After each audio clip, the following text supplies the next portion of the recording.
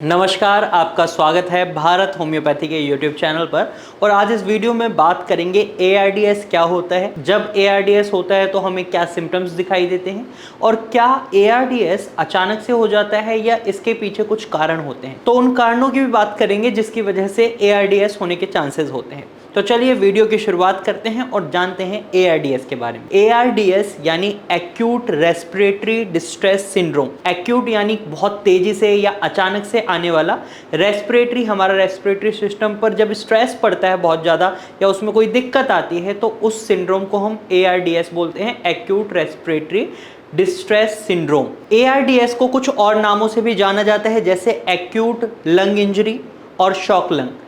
इस प्रॉब्लम में हमारे लंग्स में लिक्विड लीक हो जाता है और उसका रिटेंशन होने लग जाता है, फ्लूइड रिटेंशन हो जाता है, जिसकी वजह से सांस लेने में तकलीफ होती है, ऑक्सीजन लेवल कम हो जाते हैं। ये तो एक ऊपर से ओवरव्यू हो गया जिसे हम ARDS कहते हैं, लेकिन इसको इन डेप्थ समझना है तो हमें हमारे रेस्पिरेटरी सिस्टम को समझना होगा। जब हम सांस लेते हैं तो हमारे विंड पाइप यानी ट्रैकिया से होते हुए हम जब ऑक्सीजन को इनहेल कर रहे हैं वो ट्रैकिया से जाती है और हमारे दोनों लंग्स में जाती है। तो ये ट्रैकिया दो हिस्सों में डिवाइड हो जाता है।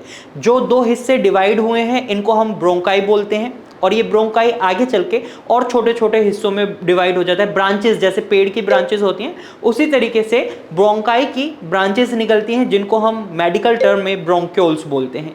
और ये ब्रोंक्यूल्स का एंड होता है एयर सैक्स से, यानी गुब्बारे की तरह होते हैं, ये इलास्टिक एयर सैक्स होते हैं जिनको मेडिकल टर्म में एल्वुलाई बोला जाता है। इस एल्वुलाई में हमारा एक्सचेंज ऑफ गैस होता है, यानी जब हम ऑक्सीजन को इनहेल कर रहे हैं तो ये फूलते हैं, जैसे हम कार्बन डाइऑक्साइड को एक्सहेल करते हैं तो ये सिकुड़ जाते हैं, जिसको हम बोलते हैं चेस्ट एक्सपेंशन। जब हम सांस लेते हैं तो ये जो चीज़ मैं अभी आपके सामने कर रहा हूँ ये एल्वुलाई की मदद से हो रहा है। हमारे लंग्स का एक बहुत इंपॉर्टेंट फंक्शन प्ले करते हैं एल्वुलाई। लेकिन जब हम ARDS को फेस करते हैं तो हमारे एल्वुलाई में फ्लूइड रिटेंशन हो जाता है, ये बहुत छोटे छोटे होते हैं, तो इनका जो एक्सचेंज ऑफ गैस वाला प्रोसीजर होता है वो इफेक्ट कर जाता है और इसी वजह से हमें देखने को मिलता है पेशेंट को तकलीफें महसूस करनी पड़ती हैं, उनके शरीर में ऑक्सीजन लेवल कम हो जाता है और यहाँ पर इनके एयर सैक्स की जो वॉल होती है उसमें भी इन्फ्लेमेशन आ जाती है और म्यूकस का फॉर्मेशन बहुत ज़्यादा हो जाता है, जिस वजह से पेशेंट की कंडीशन और ज़्यादा सीवियर हो जाती है। क्या ये अचानक से होता है या फिर इसके पीछे कुछ कारण होते हैं? हाँ जी, ये अचानक से तो होता है लेकिन इसके पीछे कारण होते हैं। अक्सर हम देखते हैं जो भी पेशेंट हॉस्पिटलाइज्ड होते हैं या ओल्ड एज होते हैं, सीनियर सिटीजन होते हैं, उन्हीं में ये दिक्कत देखने को मिलती है, ARDS यानी एक्यूट रेस्पिरेटरी डिस्ट्रेस सिंड्रोम। अक्सर हम देखते हैं जो कारण इसमें होता है, सबसे कॉमन कारण हमें 3 देखने को मिलते हैं। एक तो होता है आपका इन्फेक्शन, दूसरा होता है इन्फ्लेमेशन और तीसरा होता है इंजरी। यानी जब आपके शरीर में किसी भी तरह का कोई इन्फेक्शन होता है तो इस वजह से आपको ARDS हो सकता है, या फिर किसी तरीके की कोई इंजरी होती है तो ARDS हो सकता है, या आपके लंग्स के ट्रैकिया ब्रोंक्यूल्स में सूजन होती है, वो आगे चलकर आपके एल्वुलाई को भी डिस्टर्ब कर रही है या एल्वुलाई में सूजन आ गई है तो उससे भी हमें ये चीज़ देखने को मिल सकती है। ये तो मेनली कारण हुए, लेकिन कुछ कारण और हो, जैसे आपका निमोनिया हो गया, TB हो गया, ये भी इन्फेक्शंस में ही आते हैं, जैसे सेप्सिस, बैक्टीरिया और आपका बर्न इंजरी।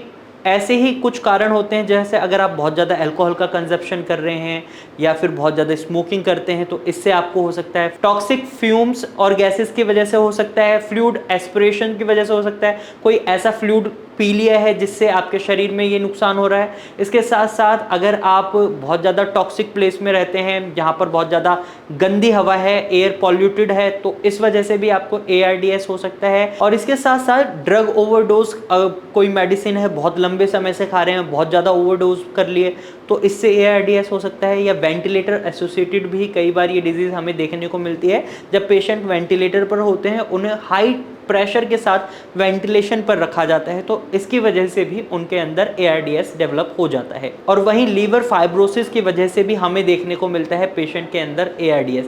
तो ये कुछ कारण हैं जिनकी वजह से ARDS डेवलप हो सकता है। अब सिम्टम्स क्या दिखाई देते हैं उस पर बात कर लेते हैं। तो सबसे कॉमन सिम्टम हमें देखने को मिलता है शॉर्टनेस ऑफ ब्रेथ, सांस लेने में तकलीफ होना। उसके बाद कई बार हमें पेशेंट में रैपिड ब्रेथिंग भी देखने को मिलती है, जब वो बार बार इस तरीके से सांस लेने की आदत बन जाती है उनकी कि मतलब उनके शरीर में ऑक्सीजन लेवल बहुत ज़्यादा कम हो गया है, उन्हें बार बार नीड हो रही है, तो इस तरीके से सांस लेते हैं। या म्यूकस का बहुत ज़्यादा फॉर्मेशन होना एक सिम्टम देखने को हमें मिलता है, बलगम बना रहता है, खांसी बहुत ज़्यादा आती है, कफ बन रहा है शरीर में, और इसके साथ साथ उनके जो सोचने समझने की शक्ति होती है वो बहुत ज़्यादा कन्फ्यूज्ड रहने लग जाते हैं, डेजीनेस आ जाती है, आलस बहुत ज़्यादा आता है, थकान बन जाती है, लो ब्लड प्रेशर बना रहता है, और इसके साथ साथ हमें देखने को मिलता है उनके शरीर में ऑक्सीजन के लेवल भी बहुत कम होते हैं।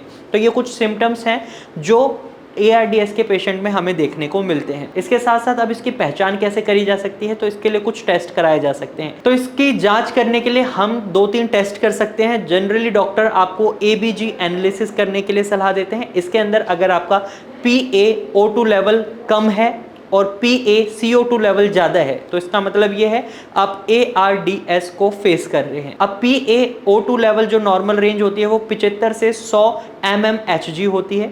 PaCO2 यानी कार्बन डाइऑक्साइड का लेवल रहता है 35 से 45, लेकिन अगर आपके शरीर में ये लेवल कार्बन डाइऑक्साइड का बढ़ा हुआ है, ऑक्सीजन का कम है, तो इसका मतलब ये माना जाता है आप ARDS को फेस कर रहे हैं। इसके साथ साथ आपको चेस्ट एक्सरे कराने के लिए कहा जा सकता है और चेस्ट CT स्कैन के लिए कहा जा सकता है। इन 3 टेस्ट की मदद से आपकी इस बीमारी को डायग्नोस करा जा सकता है। अब बात करते हैं ट्रीटमेंट की। ARDS acute respiratory distress syndrome एक ऐसी डिजीज़ है जिसमें ट्रीटमेंट बहुत रिक्वायर्ड होता है।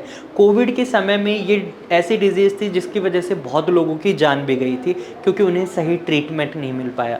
इंस्टेंट ट्रीटमेंट के लिए जनरली हम देखते हैं एलोपैथी को चूज़ करा जाता है, लेकिन अगर आप इसको लॉन्ग लास्टिंग ट्रीटमेंट लेना चाहते हैं, इससे जल्दी रिकवर करना चाहते हैं, तो होम्योपैथिक ट्रीटमेंट इसमें बेस्ट रहता है। आप भारत होम्योपैथी की डॉक्टर की टीम से कंसल्ट कर सकते हैं। यहाँ पर कस्टमाइज्ड मेडिसिन दी जा रही हैं जिसकी मदद से पेशेंट के रिजल्ट्स हमें बहुत अच्छे देखने को मिलते हैं। अगर आपके मन में अब भी कोई सवाल है तो आप कमेंट के थ्रू अपना सवाल पूछ सकते हैं। अगर आपको ये वीडियो अच्छी लगी है, जानकारी अच्छी लगी है, तो आप इस वीडियो को लाइक करें, और अगर आप ऐसे ही इन्फॉर्मेटिव वीडियोस और देखना चाहते हैं तो इस वीडियो को शेयर ज़रूर करें और हमारे चैनल को सब्सक्राइब करें।